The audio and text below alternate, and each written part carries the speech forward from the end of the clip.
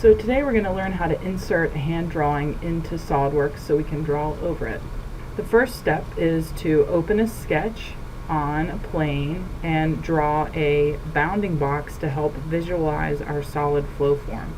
So here I'm drawing a construction box with the dimensions of 4 inches by 18 inches, and that will help me visualize that form as I bring in my hand-drawn sketch.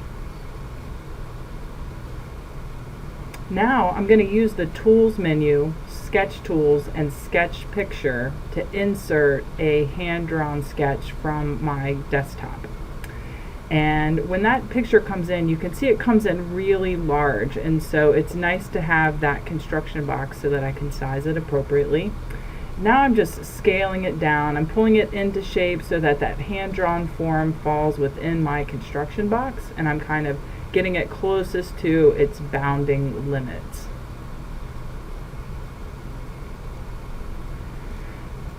Now this right now is a flat plane sketch, and it has a white background, and there are times when I'm going to wish I could see through it. So I'm going to use the transparency. Under user defined, I'm going to use the eyedropper to pick that white background, and I'm going to increase the transparency number to 1, and that's going to take that white background and remove it. So all that I see is my sketch lines, and as you can see, it's coming in and staying on a flat plane, but pretty much I can see through it.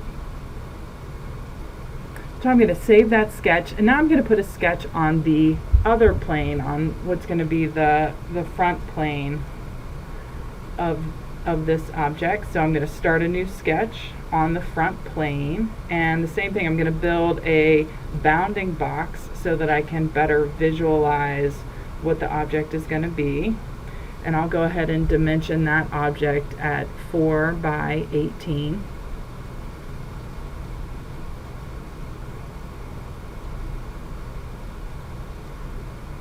And with that bounding box in place, I'll be ready to insert another sketch. So I'm going to go under Sketch Tools, Sketch Picture. I'm going to select the JPEG file off of my desktop and open it up, and that's going to insert it on that plane. Now I'm going to move it and scale it to fit inside of my bounding box. I'll get normal to it so I can see it easier, and I'm just going to drag and drop a few of these points to get it centered inside of that box the way I envision it.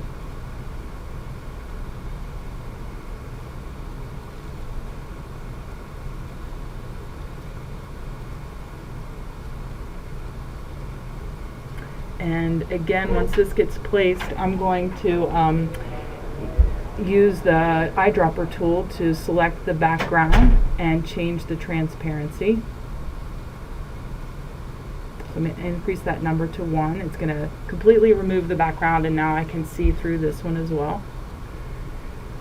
I'll save that, and so now you can see how these two planes are lined up with each other, and you'll be able to use them to extrude surfaces from splines you draw over it.